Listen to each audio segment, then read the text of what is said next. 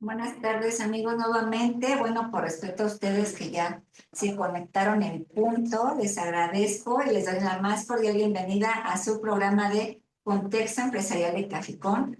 Hoy estamos en el último día de esta semana de la contaduría, hecho especialmente para ustedes, nuestros amigos contadores, quienes somos en su mayoría aquí en este programa ahorita conectados.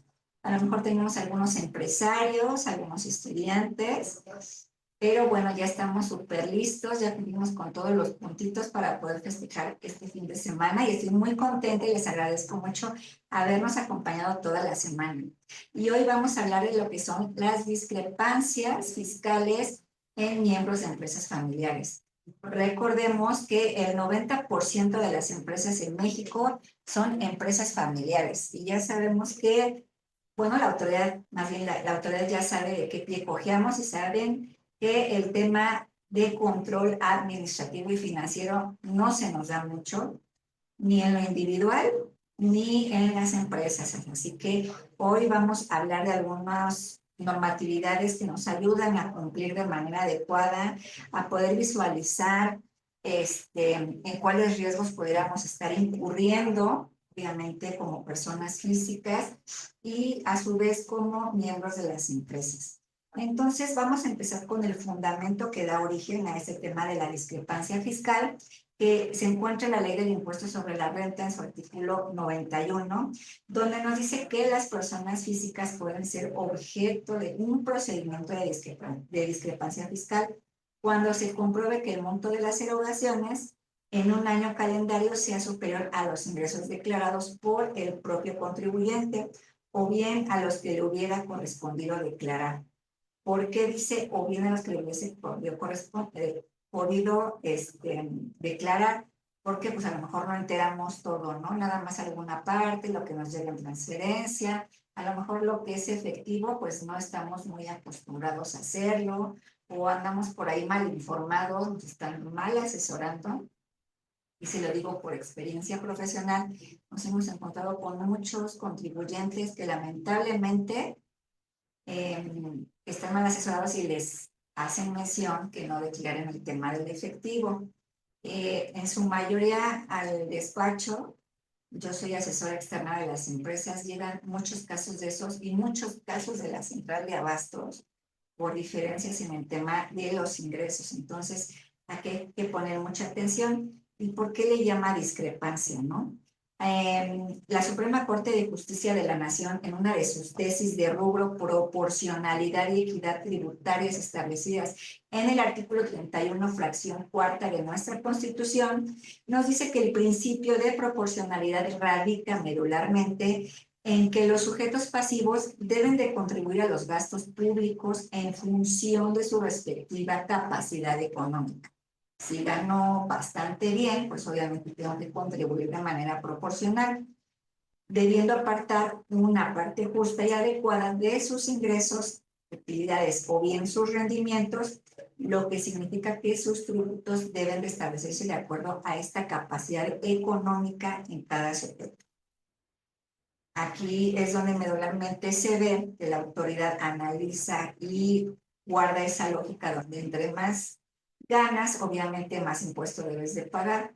No podemos tener esta falta de proporcionalidad en que a lo mejor declaramos ante la autoridad solamente un ejemplo, 100,000 pesos al año, cuando estamos gastando o se está reportando entre el sistema financiero y nuestras declaraciones, no sé, unos gastos de 300,000 pesos, medio millón, 1 millón. Entonces ahí es donde la autoridad pues no le agrada, ya saben que ellos son como nuestros socios y debemos de pues enterarles el impuesto de manera correcta y pagarlo de igual forma, ¿no? En la misma ley, en su artículo 90, en el título cuarto de las personas físicas, en las disposiciones generales, nos hace mención que las personas físicas que son residentes en México tienen la obligación de informar en la declaración del ejercicio, en la declaración anual, sobre sus préstamos, los donativos y los premios que fueron obtenidos en el mismo ejercicio, siempre que estos ya sea en lo individual o en una sola exhibición o en su conjunto, perdón, excedan de 600,000 pesos de manera anual en el ejercicio que corresponde. Entonces ahí hay que tener muchísimo cuidado. Hay muchas personas que a lo mejor por falta de conocimiento se les va a informar y recordemos que el desconocimiento de las leyes no nos exime de su cumplimiento. Entonces, por eso yo les recomiendo siempre capacitarse. A lo mejor somos unos empresarios pequeños, medianos y no tenemos a lo mejor esa parte financiera para poder allegarnos de un asesor en materia financiera o fiscalista, pues estarnos siempre capacitándonos y sabiendo con qué normatividad nos corresponde dentro de nuestro sector de negocios, dentro de este contexto que debemos de analizar de la parte operativa de nuestro negocio, con qué debemos de cumplir. Esa parte de cumplimiento normativo, recordemos que primero debemos de cumplir con las leyes, porque pues obviamente hay leyes que a la falta de un debido cumplimiento, pues somos acreedores a multas y sanciones. Entonces hay que eliminar ese tipo de riesgos, eso sí lo podemos eliminar cumpliendo de manera correcta, teniendo un adecuado checklist de todas las leyes con las que debemos de cumplir. Y bueno, en la parte formal debemos de cuidar mucho qué información es la que enviamos a las diversas autoridades y lo que asentamos en ellas que pudiera dar esa discrepancia ante las autoridades. Y vamos a hablar un poco en materia de prevención del lavado de dinero. ¿Por qué? Porque también en esta parte hay un artículo que ahorita voy a hablar de él, en el que se conjunta el que la autoridad fiscal y la autoridad administrativa en materia de prevención del lavado de dinero pueden perseguir de manera conjunta un delito. Autoridad fiscal, obviamente un delito fiscal, y la autoridad administrativa de prevención del lavado de dinero, algo que tenga que ver con recursos de procedencia ilícita. ¿Y por qué? A lo mejor no es porque estemos haciendo nosotros algo malo, pero pues estamos haciendo cosas buenas que parecen malas y no las estamos esperando de manera correcta. Entonces, aquí hay que tener mucho cuidado con esto. Las personas físicas en México deben de informar ante las autoridades fiscales a través de los medios y los formatos que para tal efecto señale el Servicio de Administración Tributaria mediante reglas de carácter general de las cantidades recibidas por los conceptos que les comenté, que son los préstamos, los donativos y los premios, al momento de presentar la declaración anual.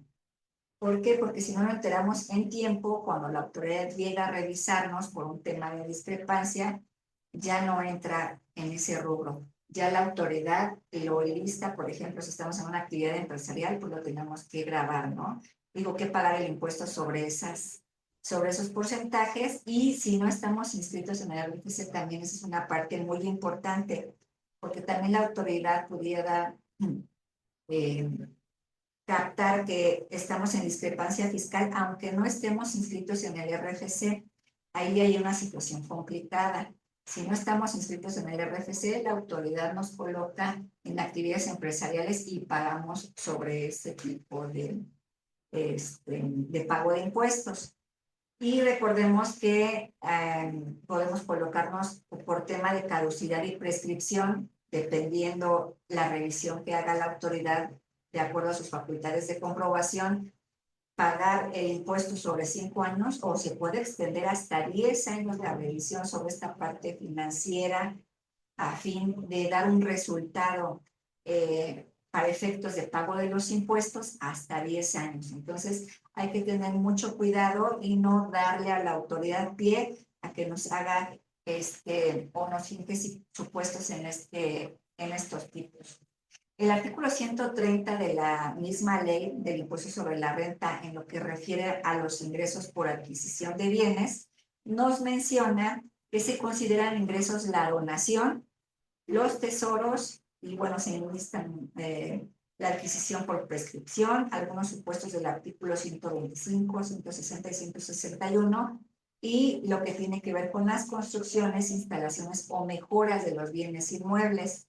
En el tema de donación, como les comentaba, hay que informar a la autoridad.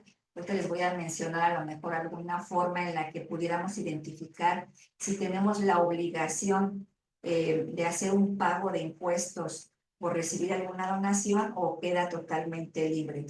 El tema de los tesoros, a lo mejor les va a sonar muy raro, pero sí se da. Hemos tenido algunos casos en Morelos, en Yecapixtla, exactamente, tuvimos dos, y ahí pues se tuvo que informar a la autoridad sobre este ingreso. En el tema de las construcciones, instalaciones o mejoras permanentes de bienes inmuebles, esto medularmente pues se recomienda que todo se establezca en los contratos. Recordemos que a la autoridad le gusta mucho ver qué es lo que, a qué negociaciones se pudieron llegar entre arrendatario y arrendador, la forma de pago, ciertas cláusulas que tienen que ver con el uso de añadiendo aquí el tema de las mejoras.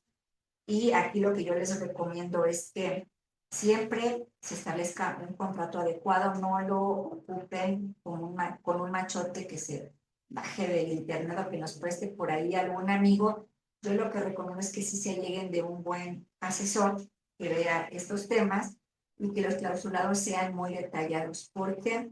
Porque ahorita la autoridad fiscal está muy encima del tema del arrendamiento, que se expidan los CFDIs, que se cumplan en tiempo y forma los pagos, el complemento de pagos, etcétera.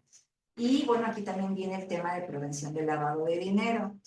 Establecer con la persona que le vamos a dar en arrendamiento el inmueble que las mejoras, ¿sí?, se hagan de común acuerdo, que también se pueda establecer cómo se van a hacer estas mejoras, con qué recursos y con el que se va a llevar a cabo, el tipo de actividad que ellos tienen, hacer esa debida diligencia de conocer a quiénes estamos rentando nuestro inmueble, porque a lo mejor a ustedes les va a parecer exagerado, pero lamentablemente en mi vida profesional he conocido de todo. Siempre he dicho, creo que nosotros debemos de hacer algún tipo de programa como La Rosa de Guadalupe o algo así, porque los contadores nos toca conocer de todo.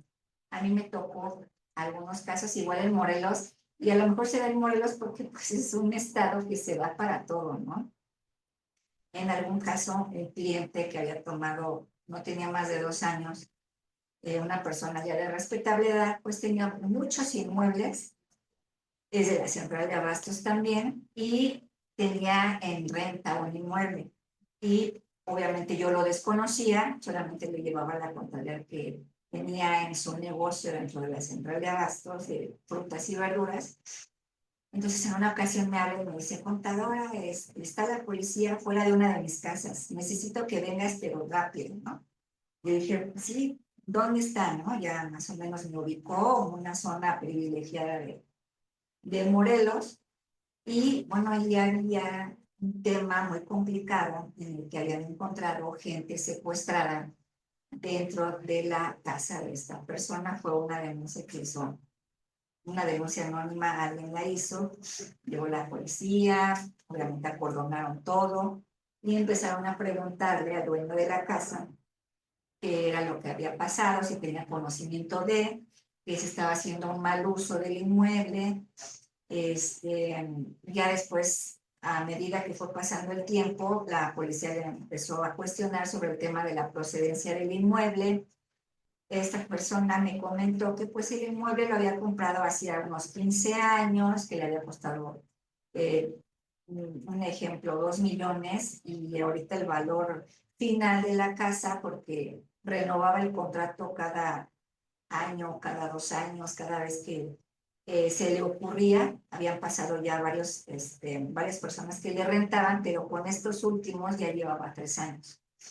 Entonces él no se preocupó por ver a quién le rentaba, y estas personas fueron haciendo mejoras, pero solamente le informaban por teléfono, oye, voy a hacer esta mejora a la casa, y voy a meter esto, y voy a meter lo otro.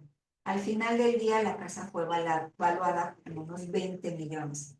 Ahí es donde la autoridad cuestiona y dice, oye, hubo arrendatario, a qué se dedicaba, de dónde procedían los recursos. No había absolutamente nada que comprobar todo lo que se había ingresado como una mejora a esta casa.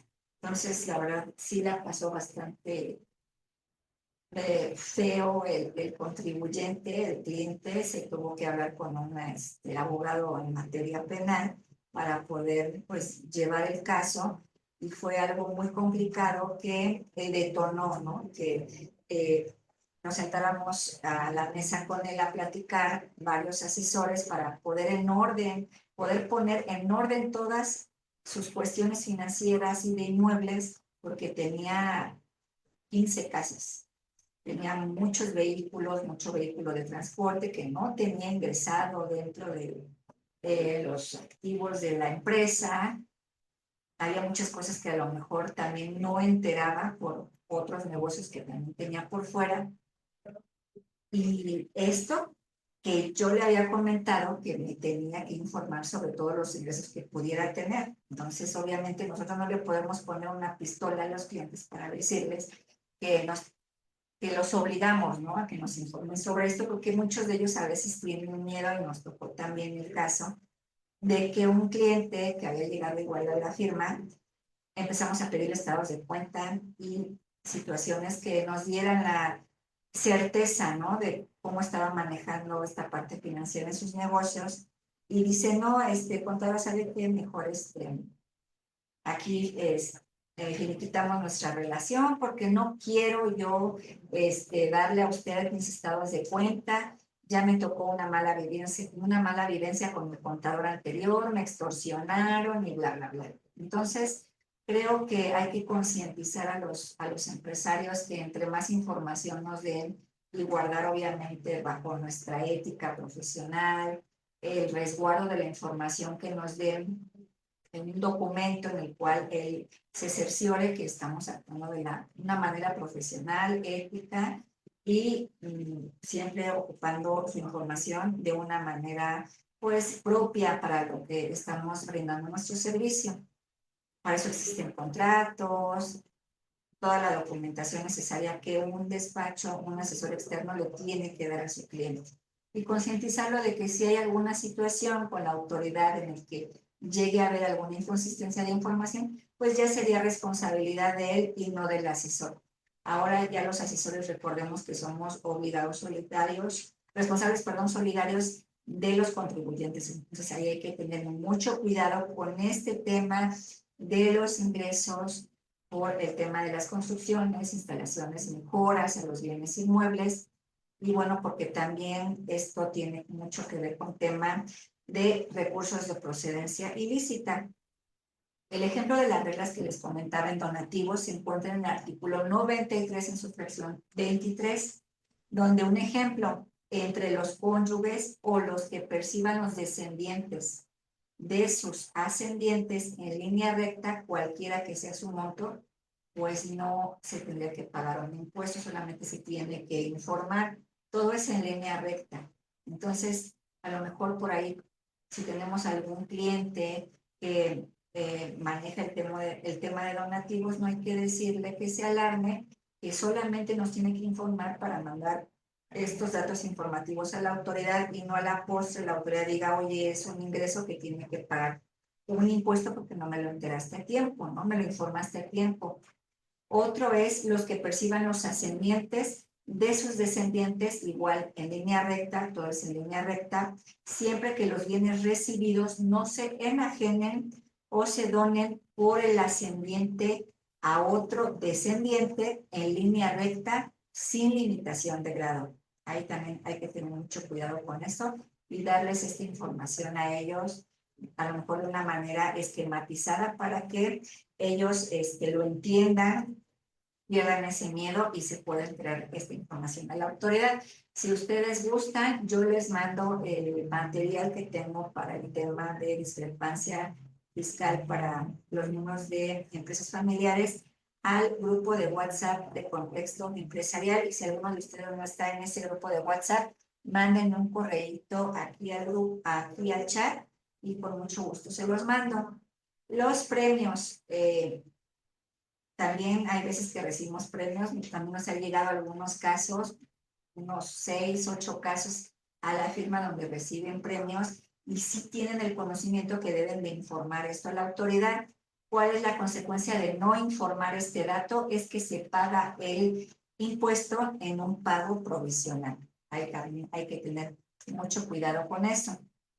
Y retomando el tema de las facultades de comprobación que tiene la autoridad, que se encuentra en el artículo 42 del Código Fiscal de la Federación, donde nos dice que las autoridades fiscales pueden comprobar que los contribuyentes, los responsables solidarios, es lo que les cuento aquí, pongan mucha atención.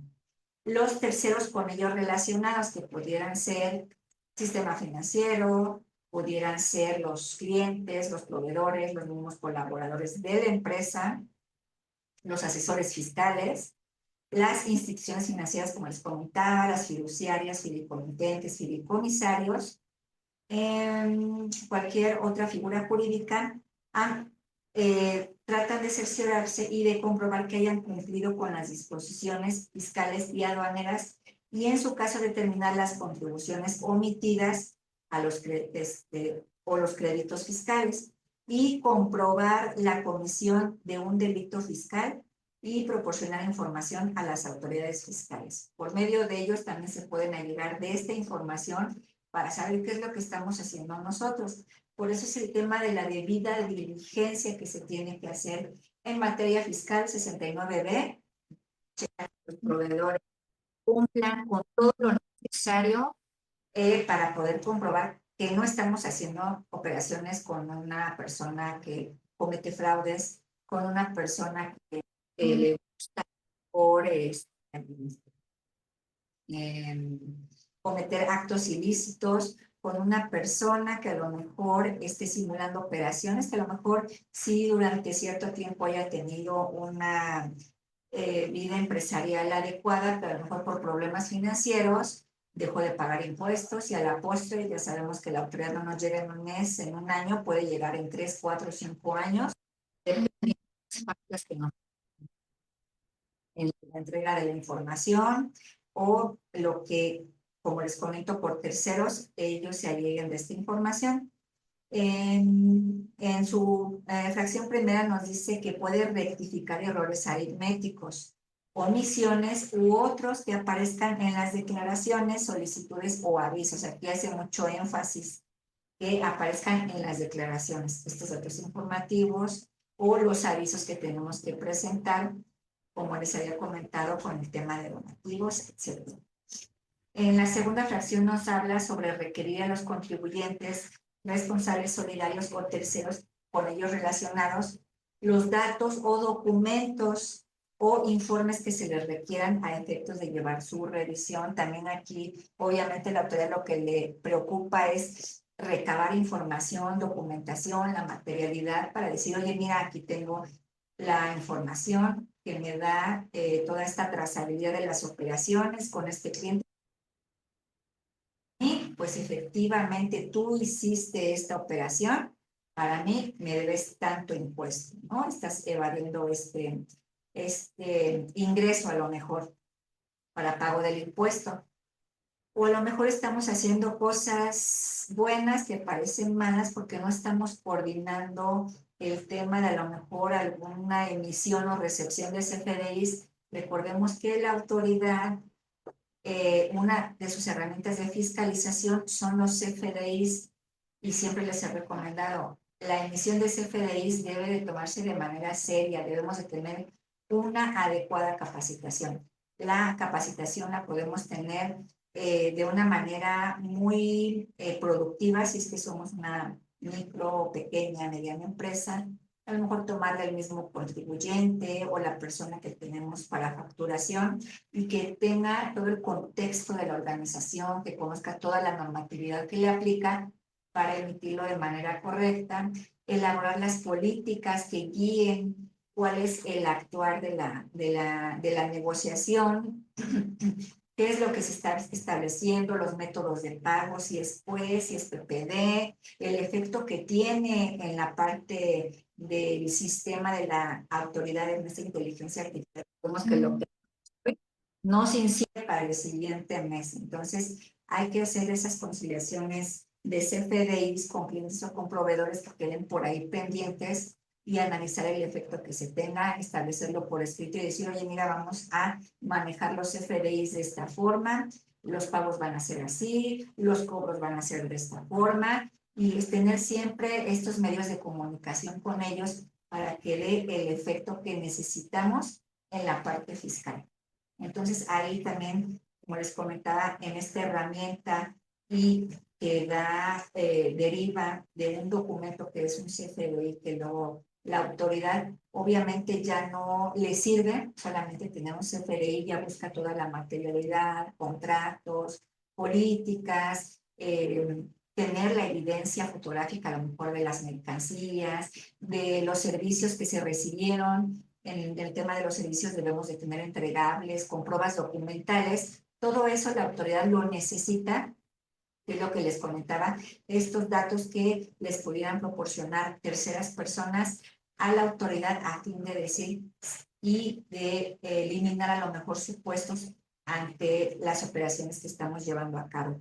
En la fracción 3 nos habla sobre practicar visitas a los contribuyentes, los responsables solidarios o terceros relacionados con ellos y revisar su contabilidad, bienes y mercancías. Van a revisar que efectivamente estas personas en su contabilidad tengan esa trazabilidad de las operaciones, siga esa huella de las operaciones que llevamos con ellos, los bienes que a lo mejor les entregamos, o las mercancías, ¿no? Que a lo mejor nosotros decimos, estamos vendiendo tales productos, un tráiler de tal mercancía, que efectivamente ellos lo hayan recibido y que no estemos simulando operaciones. Esto dentro de sus facultades de comprobación. En los delitos fiscales, en la ley del impuesto sobre la renta, en el capítulo 2 de los delitos fiscales, recordemos que lo menciona del artículo 92 al 115 bis, donde el artículo 108, y a lo mejor voy a hacer énfasis en solamente algunos artículos, porque si hablo de todos, pues nos vamos a llevar unas cuantas horas y no es el caso. A lo mejor ahorita nada más es informar de una manera muy general los riesgos a los que pudiéramos llegar si es que no observamos ciertas situaciones que detonan los mayores riesgos con la autoridad.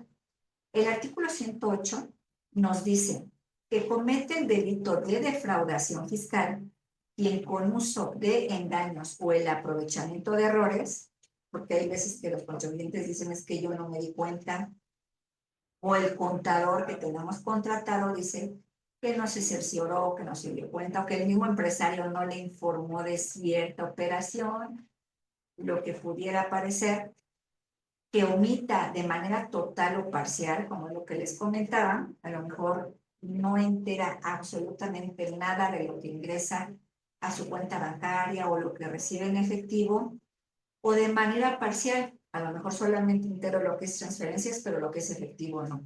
O entero transferencias y la mitad de efectivo. O a lo mejor tengo otra cuenta, la que le llaman no fiscal, y esto también yo les recomiendo muchísimo, ya no tengan esa idea de que existen cuentas no fiscales. Ya todas las cuentas son fiscales, son fiscalizadas por la autoridad y hay empresarios que dicen que son personas físicas y dicen, es que esta cuenta es de la empresa y en esta cuenta yo voy a estar solicitando que me hagan ciertas transferencias, que me depositen ciertos pagos que me hacen por la venta de mi mercancía o el tema de los servicios. Y tengo otra cuenta por ahí que yo manejo para mis gastos personales, para cosas que yo tengo que manejar.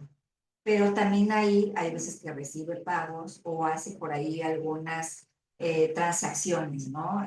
Financieras, pero a veces se liga con esta cuenta que tiene con el negocio y ahí es donde llega y se podría decir que contamina, porque la autoridad ya busca esa trazabilidad y dice, oye, mira, esta cuenta se vio afectada con un ingreso y el ingreso proviene de esta cuenta. Entonces ya te empiezan a investigar esa otra. Y resulta que de esa otra tú compartes ingresos con la esposa, con el esposo, con los hijos, con la mamá, con el papá, con el yerno, con la nuera, con los empleados, con quien se nos ocurra. Y se los digo porque también nos hemos experimentado con muchos empresarios que dicen, es que mi contador me dijo que podía enterar solamente cierta parte de los ingresos en efectivo y lo demás no. Entonces yo con esto, yo le hacen depósitos a mi esposa para pagar esto. Le hacen depósitos a mi hijo para que pague la colegiatura. Le hacen depósitos a mi hija porque está estudiando en tal estado de la República y necesita gastos para renta, bla, bla, bla. Y le hago yo también depósitos a mi mamá porque ya no puede trabajar y es para sus medicinas, su doctor, para que pueda comer a lo mejor, ¿no? Hago algunos depósitos a un hermano porque está enfermo y necesita apoyo económico, ¿no? Le hago a lo mejor depósitos en efectivo de algunas ventas que se hacen a mi chofer porque él paga la gasolina, paga esto, paga lo otro, gastos que tienen que ver con cosas que tiene que comprar del dueño de la empresa, o sea, cosas que en verdad no se imaginan y que contaminan muchísimas muchas cuentas y es un caos total. Entonces ahí la autoridad obviamente pues eh, eh, pudiera considerar que todas esas cuentas pues pudieran caer en discrepancia porque a lo mejor tampoco ellos están inscritos en el RFC, solamente es el empresario en su parte físico, a lo mejor tiene una persona moral en la cual es socio o accionista y pudiera tener ingresos, ¿no? Pero las demás cuentas como que no las entera la autoridad y ahí es donde cae el tema de discrepancia fiscal, el tema de caducidad y prescripción con los demás miembros con los cuales realizan operaciones financieras. Entonces, ahí hay que tener mucho cuidado de saber qué es lo que le estamos diciendo a nuestros clientes, no los estemos mal asesorando. Hay veces que luego me dicen que yo soy bastante exagerada y me dicen, contador, es que yo le digo, y es en serio, tengo un cliente que tengo con él, no sé, 15 años y me dice, es que yo todo lo que le digo que quiero hacer me dice que no. Le digo, bueno, si quiere meterse en un problema, pues entonces hágalo, pero yo no me responsabilizo de eso y sí se lo voy a dejar por escrito. Y me dice, es que llegó una contadora y me dijo que sí se puede hacer esto y esto y esto. Yo le digo, bueno, digo, pues entonces si gusta, tome la asesoría de esa contadora y lleve con ella esta parte de su contabilidad y si hay algún riesgo, yo la verdad hasta aquí lleve. No, la verdad es que yo me siento muy a gusto con usted. Hasta ahorita no he tenido ningún problema. Le digo, ya ver, no hemos tenido problemas, así que vamos a seguir guardando la misma línea porque si hace lo que le comenta esta persona, en verdad que va a llamar la atención de la autoridad. ¿Por qué? Porque usted se viene manejando de cierta forma. Recordemos que la autoridad ya tiene el perfil transaccional y operativo de los contribuyentes. Tiene su matriz de riesgos y en esa matriz de riesgos es la que detona todas esas alertas en su inteligencia artificial de lo que hacemos o no hacemos con facturación, con operaciones, con el envío de contabilidad electrónica. Nosotros solitos nos ponemos la soga al cuello por no saber emitir un CFDI, por no saber recibirlo, por no hacer conciliaciones de manera adecuada, en tiempo, en forma, en no saber enviar la contabilidad con la autoridad. Siempre hemos, y bueno, a últimas fechas a lo mejor hemos perdido ese olfato de contador en saber qué es lo que debe de considerarse y hasta qué nivel los catálogos de cuentas. Ya lo que hacen los chicos últimamente es, este catálogo de cuentas viene en el sistema contable, ese es el que voy a ocupar. Y es un catálogo de cuentas impresionante que no tiene nada que ver algunas cuentas que le enteramos a la autoridad. Ahí también viene el análisis hasta qué nivel y qué conceptos son los que vamos a manejar con la autoridad para el envío de la contabilidad electrónica y no despertar supuestos con la autoridad o por ahí algunas inconsistencias que se han perdido. Entonces, yo siempre les he llamado a analizar este tipo de situaciones y los felicito en verdad por capacitarse. Siempre, esta semana ha estado muy complicada, hemos estado de capacitación en capacitación. Hoy en la mañana estuvimos en el Colegio de Contadores de Catepec, dándoles también charlas. Estuvieron muy participativos, a mí me gusta mucho el tema de las charlas presenciales porque como que se animan un poquito más a interactuar a diferencia de lo que son los Zooms, como que la gente no le gusta mucho interactuar, pero bueno, es muy respetable y lo que se valora es que estén aquí conectados en lugar de que ya es viernes y sabes que ya estoy cansado, ya no quiero saber nada, mejor a lo mejor me pongo a ver mi Facebook un rato en lugar de estarme capacitando. Ahorita veo por aquí algunos empresarios y empresarias y les agradezco mucho también que estén aquí siempre tratando de mitigar el impacto de los riesgos en sus empresas. Luego son muy participativos y nos preguntan muchísimo y eso es lo que nos hace también nutrir las charlas. Que recordemos que a lo mejor la duda que le pudiera despertar a alguno de ustedes puede causar que a futuro a otro le llegue algún caso similar y diga, ah, pues preguntaron esto y les recomendaron hacer esto, pues yo lo voy a aplicar. O algo que ustedes me quieran compartir, en verdad me ayuda muchísimo a mí para conocer este tipo de situaciones y analizar qué es lo que se pudiera hacer y conocer esos casos de terror que yo les comento que como asesora he tenido a lo largo de mi vida profesional. Regresando a lo que es este artículo 108, que nos habla en el último párrafo del delito de defraudación fiscal y que es un delito previsto en el artículo 400 bis del Código Penal Federal. Fíjense hasta dónde se va. Por eso les decía que al final del día, cuando la autoridad fiscal ejerce esos actos de comprobación y logra analizar y ver por ahí alguna información que dé un supuesto de que se estén manejando recursos de procedencia ilícita o alguna situación derivada de esto, dice que se puede perseguir de manera simultánea, tanto la parte fiscal como la parte de lavado de dinero. Y dice que puede presumir cometido el delito de defraudación fiscal cuando existan ingresos o recursos que provengan de operaciones con recursos de procedencia ilícita, que es lo que les comento. Si la autoridad no tiene la trazabilidad de esas operaciones en efectivo y nosotros no guardamos un comprobante de que a lo mejor sí lo vendimos en la central de abastos y no enteramos los impuestos, pero tenemos por ahí las compras de toda la mercancía y les voy a mencionar por ahí un caso que la verdad el contribuyente se voló la verdad. Nos puede limitar ese riesgo. La autoridad fiscal se evita la querella para el tema de evasión fiscal y dice, a mí págame los impuestos y a lo mejor no levanto querella, pero se persigue el delito de supuesto de operaciones con recursos de procedencia ilícita hasta que tú no demuestres lo contrario. Nos tocó el caso de una persona de la central de abastos que el contador trabajaba dentro de las mismas oficinas y él le decía, oye, esto lo vamos a enterar, esto no. Y en unas cajas que estaban por ahí aventadas tenía facturas de compras de mercancía que no tenían obviamente el RFC del contribuyente, pero pues estaban ahí todas amontonadas, mal archivadas, lo que sea, pero las tenía ahí.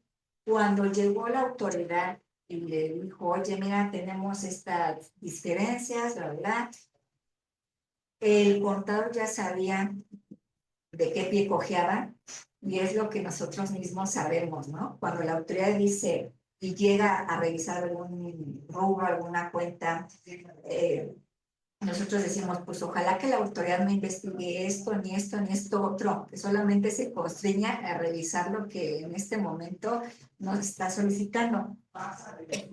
¿Por qué? Porque nosotros sabemos cómo está la empresa. Entonces este contador lo que hizo fue, ¿sabe qué? Yo aquí tengo un montón de facturas que pudieran ayudarnos a demostrarle a la autoridad que lo único que hicimos fue omitir ingresos. Nos pusimos a rehacer todo, a hacer los cruces de la información, los estados de cuenta, las facturas que no se habían facturado con el RFC del contribuyente, fechas, montos. La autoridad fiscal lo recibió de una forma, un crédito de casi 20 millones lo bajó a 300 y tantos mil pesos y se fue contenta la autoridad con este pago de impuestos, obviamente más actualizaciones y recargos y todo esto. y pues eliminamos ese riesgo, ¿no? Ya después se quedaron las investigaciones con el tema de los efectivos, pero pues también se pudo por ahí desvirtuar con ciertos correos que se estuvieron trabajando con algunos clientes y proveedores y se logró demostrar que pues el negocio es un negocio que es real, pero pues que no llevaba una buena administración, obviamente corrieron al contador y ya el cliente ya quedó asustado y ahorita ya está haciendo las cosas de manera correcta, ¿no? Pero en verdad guarden toda la documentación necesaria a fin de comprobar la trazabilidad de las operaciones y la materialidad de estas. Este caso, la verdad, no es algo petulante, pero lo pasaron rápido porque ya conocen el despacho. Ahí en el despacho en Morelos, la verdad es que somos bastante conocidos y dicen, ah, pues si viene del despacho tal, ellos la verdad es que sí se ocupan de que las cosas tengan certeza, tanto en la parte normativa como en la parte de la materialidad, y se sientan ellos con nosotros a revisar toda esta gestión de la documentación y quedan conformes. Con el tema de devoluciones de IVA también, la verdad es que afortunadamente somos muy afortunados de que la autoridad todo nos ponga palomita. Entonces, yo siempre les he dicho, cuiden esa parte reputacional porque en verdad una manchita y los catapulta para ser los peores. Podemos tener miles de cosas a nuestro favor, pero una sola es la que nos va a catapultar a ser malos asesores, a ser defraudadores o cuestiones como, ¿no? Entonces sí hay que cuidar mucho esa parte y dar la mejor vista tanto en nuestra parte personal como personas individuales, con nuestra familia, con nuestros colaboradores, con nuestra comunidad, con nuestro gremio también, con nuestros clientes, con sus proveedores, con todos, en verdad, hay que tratar de hacer una buena cadena de relaciones de negocios que siempre nos dé las mejores oportunidades para que todos sea un ganar-ganar. Entonces, hablando del tema de delitos fiscales en el artículo 109, nos dice que será sancionado con las mismas penas del delito de defraudación fiscal quien en su fracción número 4 nos dice simule uno o más actos o contratos obtenidos en beneficio indebido con perjuicio del fisco federal. Hay mucho ojo también, no hay que simular ninguna situación, ni aunque venga de algún tema de que alguien me lo recomendó, o sabes qué, me llegó la autoridad y me dijeron que haga estos contratos y que haga esto y que haga el otro, no. Hay que analizar bien qué es lo que se está haciendo, ver en verdad y tratar de hacer entender a la autoridad lo que de manera lógica y responsable y de manera verídica nos está dando pie a que la autoridad pudiera establecer que estamos cometiendo alguna situación de inconsistencias y en base a esto, pues actuar de la mejor forma. ¿Por qué? Porque en el artículo 113 bis de la misma ley nos dice que se impondrá una sanción de 2 a 9 años de prisión. Ahí ya se va un poco más agresivo, no nada más son multas en la parte económica, sino ya se va la sanción corpórea al que por sí o por interpósita persona, por el mismo contribuyente o por su colaborador o por su cliente o por su proveedor o por quien tenga relación de negocios, expida temas de CFDIs, enajene, compre o adquiera comprobantes fiscales que amparen operaciones inexistentes, falsas o actos jurídicos simulados. Y aquí mucho ojo, a lo mejor nosotros podemos estar haciendo negociaciones reales, pero recordemos que también los grupos delincuenciales tienen miembros que parecen empresarios y piensan como empresarios y actúan y dan la finta de empresarios, pero lo único que hacen es afectar a todo el que se relacione con ellos. La verdad es que nos ha tocado ver algunas personas que se hacen pasar por empresarios a fin de que se les den asesorías en tema de lavado de dinero, que uno dice, o sea, los identifica uno perfectamente y ¿sabes qué? sí, déjame lo pienso y luego te contacto y te digo qué fue lo que se me ocurrió, porque ahorita la verdad no tengo ni idea de lo que pudiera hacerse, ¿no? En verdad que tienen unas ideas muy buenas que como empresarios buenos pudieran ayudar a la economía del país y darle mucho empleo a la gente, pero esa inteligencia ellos la ocupan para cosas malas. Entonces, bajo esa inteligencia logran también engañar a otros empresarios y decir, oye, mira, yo te vendo este producto a tal, o yo te doy esto, o yo te consigo este crédito, oye, yo te presto este dinero, oye, mira, ¿sabes qué? Préstame tu cuenta bancaria, te voy a estar haciendo movimientos bancarios, puedes utilizar ese recurso para comprar tus mercancías, esto, lo otro, pero tú préstame tu cuenta bancaria. Y están haciendo cosas que no deben. O les comento, hacen préstamos con dinero de procedencia ilícita y después ya los están extorsionando y les están haciendo muchas cosas que afectan a la estabilidad emocional y obviamente financiera de las personas que confiaron en este tipo de propuestas. Esto se dio mucho en pandemia, esto se está dando mucho en Morelos. Les hablo mucho de Morelos porque también allá tenemos una firma y allá vemos casos, la verdad, bastante complicados y sí tenemos muchísimo cuidado de saber a quién le prestamos nuestros servicios o de qué forma nos damos a conocer, porque sí hay muchas situaciones muy complicadas allá.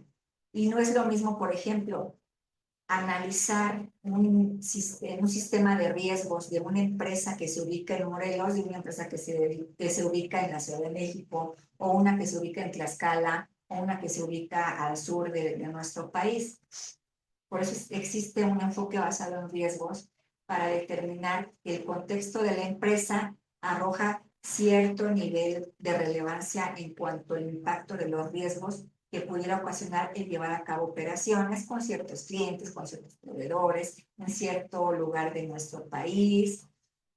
No sé, el uso también de los pagos, cómo se pudiera dar, si es en efectivo, si es en transferencia.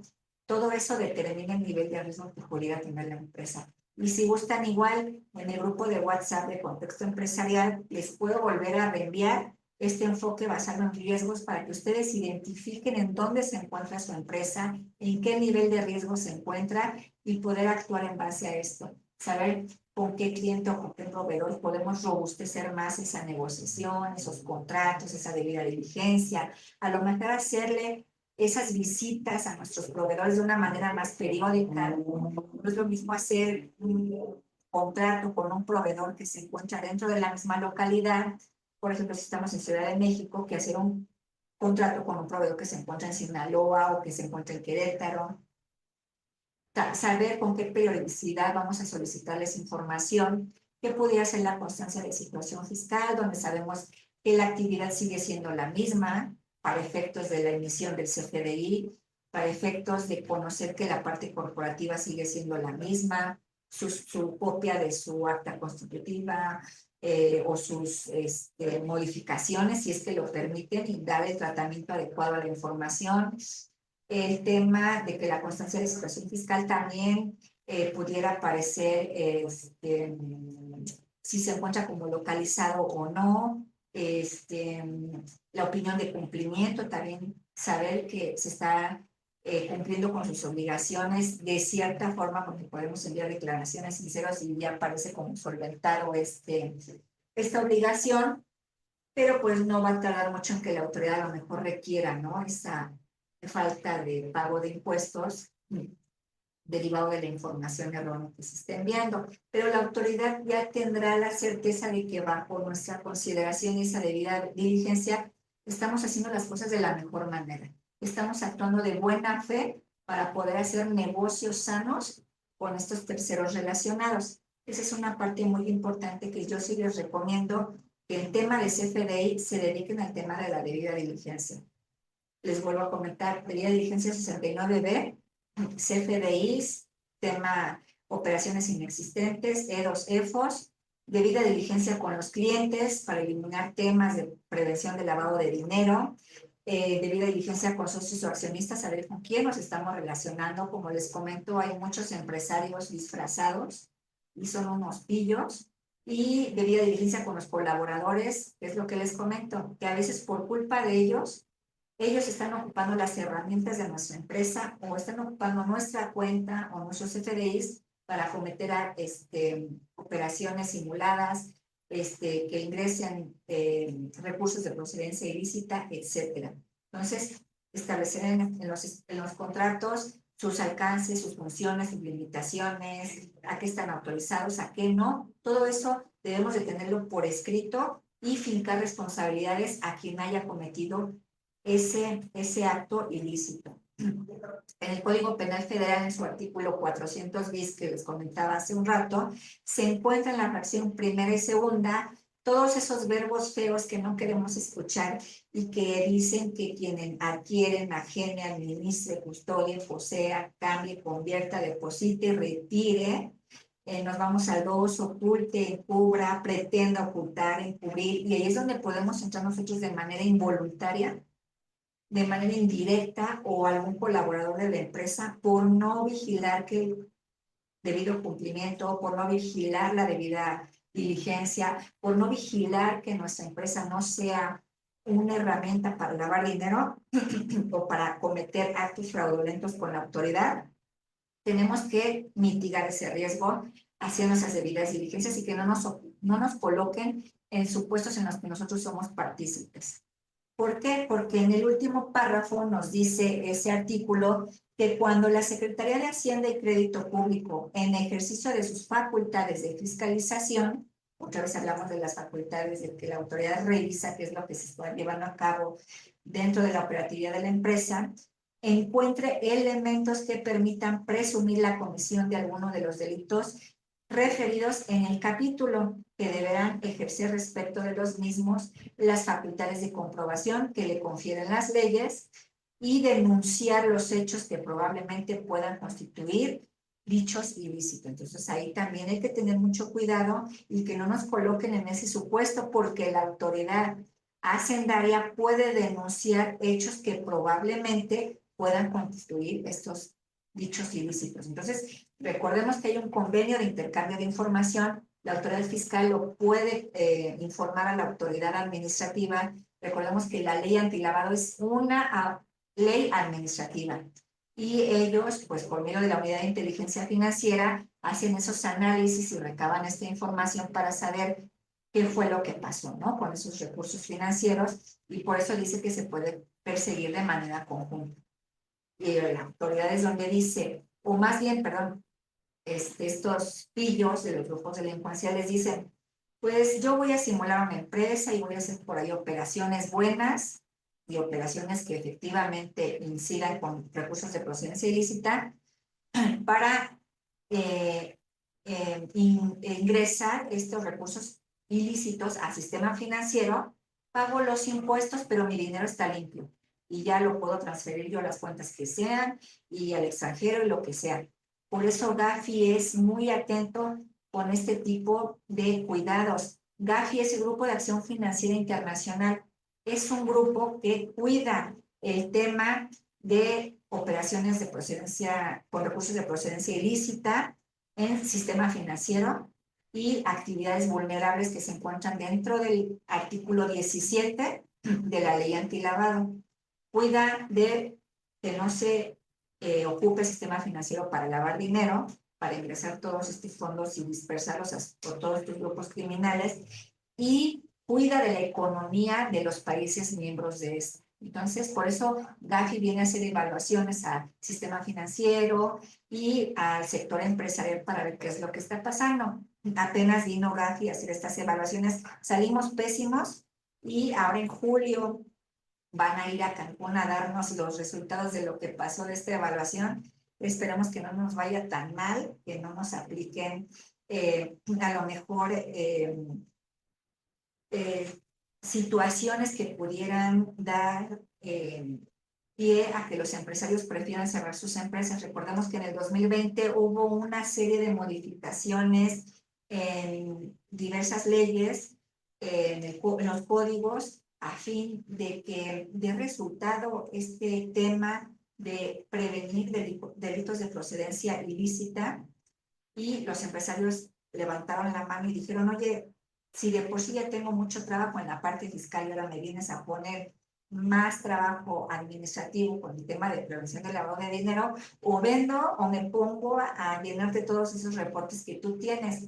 Pero es algo que le ayuda al empresario a evitar que su negociación se venga abajo o que se vea afectada por situaciones de este tipo. Entonces, creo que hay que ser muy objetivos y muy analíticos en lo que está pasando y poner de nuestra parte lo mejor posible para poder eliminar todos este tipo de, perdón, mitigar este tipo de riesgos.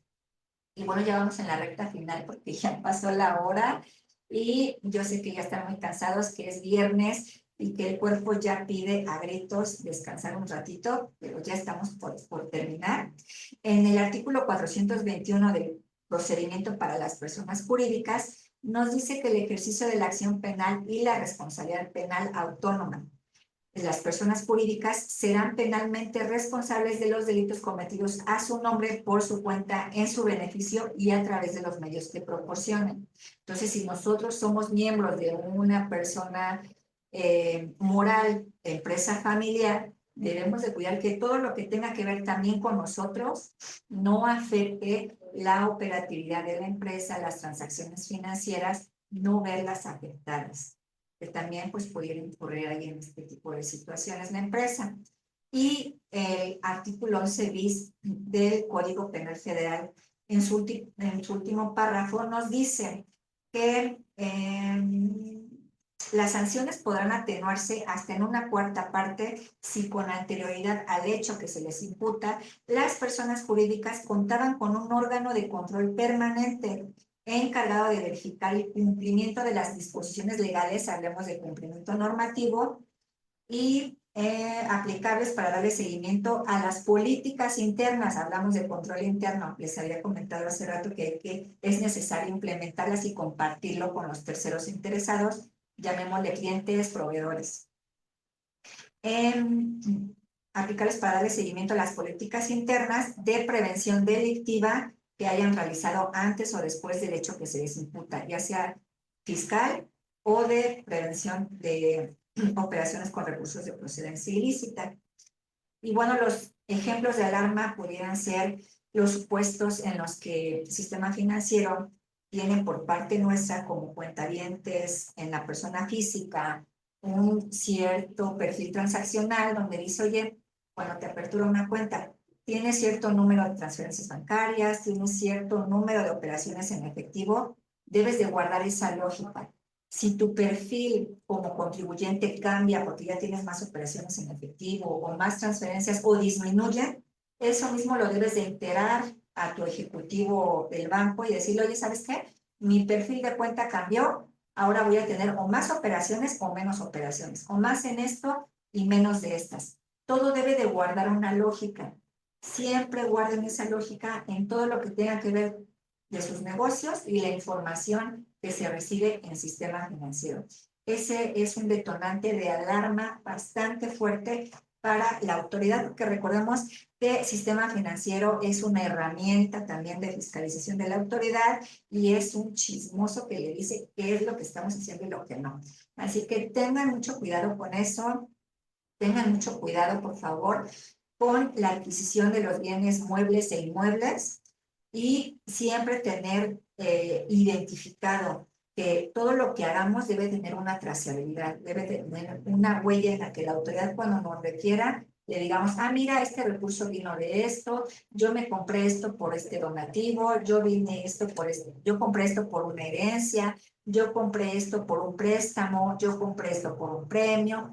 Entonces, luego unos dicen, es que se hizo rico de la noche a la mañana. Pues sí, porque se sacó a lo mejor la lotería, que pues es muy raro, pero sí llega a pasar, o una herencia millonaria. Por ahí conozco un cliente que apenas nos llegó, que le heredaron como 20 terrenos de no sé cuántos millones cada uno y ahorita está ansioso para decir, oye, ¿y qué voy a hacer con esto? ¿Qué puedo venderlo por lotes? Quiero construir unas casas y venderlas. O sea, ya está empezando a ver, salir ese apetito de empresario, pero siempre le digo, el apetito de riesgo del empresario debe de ser lógico de acuerdo a lo que está comprometido a enterar con la autoridad operaciones reales y que contribuyan de manera proporcional a lo que se está haciendo sin tratar de sorprender a la autoridad, ¿no? Entonces,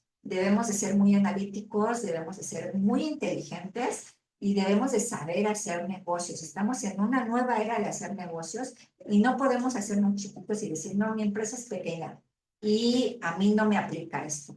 Siempre debemos de ser conscientes de que si tenemos un negocio y tenemos colaboradores, tenemos ciertas responsabilidades ante terceros también. Entonces, es lo único que yo les pudiera comentar ahorita. Ya les estoy robando un poco más de su tiempo. Y bueno, aquí mandó un mensaje a Araceli Hernández. ¿Qué tal? Ella es empresaria. Araceli, muchas gracias por acompañarnos, compartirnos la información. Sí, claro, creo que Araceli te encuentras en el grupo de contexto. Yo ahí subo el material de que tiene que ver con la discrepancia fiscal. Y me dice, tenemos un hijo al que le pagamos la colegiatura de la universidad y gastos profesionales mensuales. Para justificar ese egreso lo tenemos en reciclo. ¿Esto es correcto? Pues si es un hijo que todavía pues depende de ustedes, no necesariamente tiene que estar inscrito a lo mejor en un régimen como este, con que se compruebe que efectivamente estas operaciones que se hacen, el destino se tiene para el pago de colegiaturas y gastos que tienen que ver con la parte de educación, guardando esos comprobantes no hay ningún problema. Aquí el tema es si el hijo ocupa su cuenta bancaria con otro tipo de ingresos o con otro tipo de gastos que pudiera detonar a la autoridad, que a lo mejor está teniendo otros supuestos de ingresos o algo así, ¿no? Ahí hay que cuidar mucho el perfil transaccional ante el sector financiero de su hijo para que guarde esa lógica consistente. Solamente son gastos de la escuela y punto. Eso es lo que yo les recomendaba. El tema financiero debe estar muy acorde con lo que es la realidad de la persona y lo que estamos guardando en nuestras cuentas bancarias o lo que estamos ocupando con tarjetas de crédito. Entonces, pues ahí sería a lo mejor la recomendación, pues guardar todos estos comprobantes y obviamente si el hijo tiene por ahí algunos ingresos por algunos trabajitos que a veces llegamos a hacer, porque yo, estando de estudiante, yo vendía muchas cosas, pues que no se mezcle, ¿no? A lo mejor eso. Y si tiene eso, algún negocio por ahí o presta algún servicio, pues entonces estar en ese régimen me parece muy correcto porque tiene un pago de impuestos bastante eh, cómodo, no se paga mucho y no se tiene tanta carga administrativa. Entonces, ahí hay que valorar qué tanto hace su hijo Araceli para ver si pudiera a lo mejor disminuir el tema de carga por el tema de pago de impuestos y solamente son montos de transferencias para efectos de subsanar temas escolares. Esa sería mi recomendación. Como siempre les he dicho, se hacen las recomendaciones de acuerdo a las necesidades de la empresa. Todos los negocios son diferentes, cada caso financiero es diferente, hay muchos factores que pudieran detonar riesgos, hay cosas que nosotros no vemos y los otros dicen, oye, es un caos esto, y a lo mejor si conocieran el contexto completo no lo vieran como un caos, o a lo mejor al revés, si conocen el contexto completo van a decir, oye, mira, pues tienes que cumplir con esto y esto y esto y esto otro. Entonces a lo mejor ahora se le mandan un mensajito y ya checamos esa parte, sin compromiso alguno, de tu hijo para ver qué podemos hacer ahí, ¿no? Y que sea un poquito más productivo el tema de la pregunta. Y amigos, bueno, me dio muchísimo gusto tenerlos el día de hoy. No, a ti, Araceli, muchas gracias. En este último día de nuestra Semana de la Contaduría de Contexto Empresarial. William Jurado, buenas tardes, maestra Eli. Excelente exposición, muchísimas gracias, soy su fan. Ay, muchas gracias. Feliz día, contadora y contadores. No, feliz día también a ustedes. En verdad, muchas gracias por acompañarme. Espero que sigan los programas de contexto empresarial. De verdad, lo hacemos de todo corazón. También la capacitadora de Capricorn. está muy contenta de que estén conectados y que festejen muchísimo. Ya tienen su palomita y su 10 por haber estado toda la semana aquí capacitándose y pues que la pasen muy bien y les mando un abrazo muy fuerte y síganse capacitando. También contar Juan Carlos, muchas gracias. Gracias por sus comentarios. Estoy aquí a la orden y cualquier cosa ya saben, ahí en el grupito de Contexto Empresarial para atender cualquier situación y seguir compartiendo. Les mando a todos un abrazo y que tengan un excelente fin de semana. Nos vemos, hasta luego. Muchas gracias, iPhone Alex Chávez.